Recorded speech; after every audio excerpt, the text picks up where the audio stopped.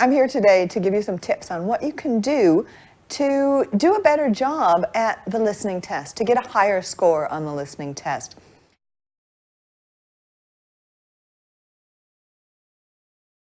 The first thing, the most important thing, is to read the instructions, I think. If you're not reading the instructions, you don't know exactly what it is that's required for the answer for the IELTS test. So the instructions might tell you to write down no more than 3 words or write down no more than 4 words. Numbers are important. If you get them wrong, your answer is wrong.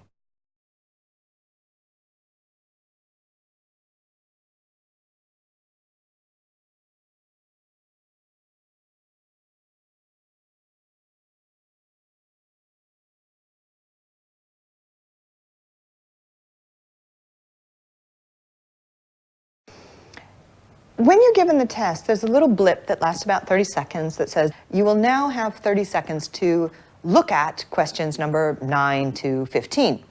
Anna Maria and Tom have persuaded Abdul to join the college badminton club. He is talking to the club secretary. As you listen, fill in the spaces 5 to 10 on the membership form. First, you have some time to look at the form. All right.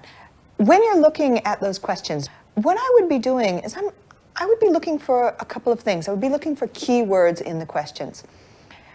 I would underline them or circle them.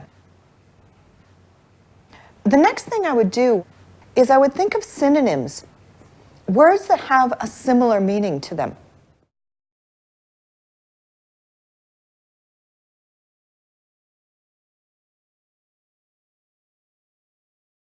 How do you rate your game? Beginner? League? Oh no, I'm not league standard. Just middling, really. Not bad, but not good. Just play for fun and to keep fit. It might have, for example, what does the student request?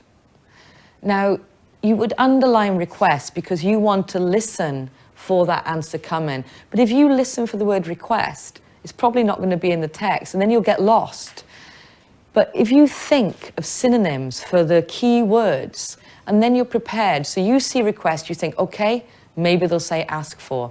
And then you're ready for the synonym to come.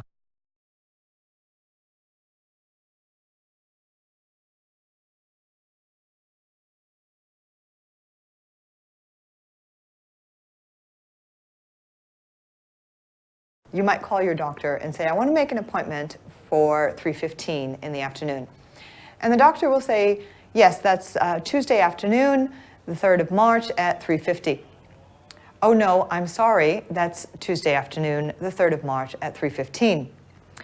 So when you're listening to it, they might go back and reverse the information. So just because you hear something the first time doesn't mean it's the right answer.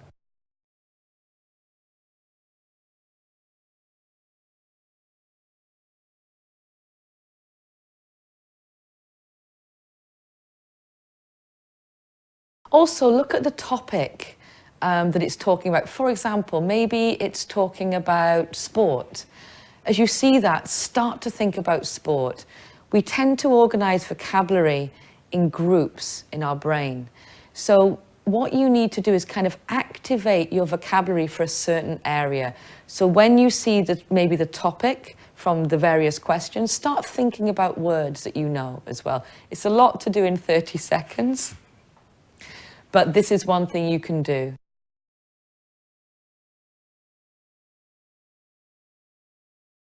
I've looked at students' work when they've done practice tests for me, and maybe the answer was 30 seconds, and the student wrote 30 S.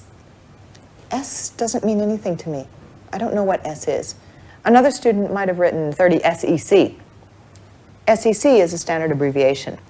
If you're going to use abbreviations on the IELTS test, make sure you know what the standard abbreviation is for a native English speaker. I would say write out the word if you've got the time. Write the abbreviation when you're making notes for yourself on the test paper itself, because remember, on the listening test, you're given 10 minutes to transfer your answers at the end of the test. When you write out your answers on the answer sheet, write the whole word.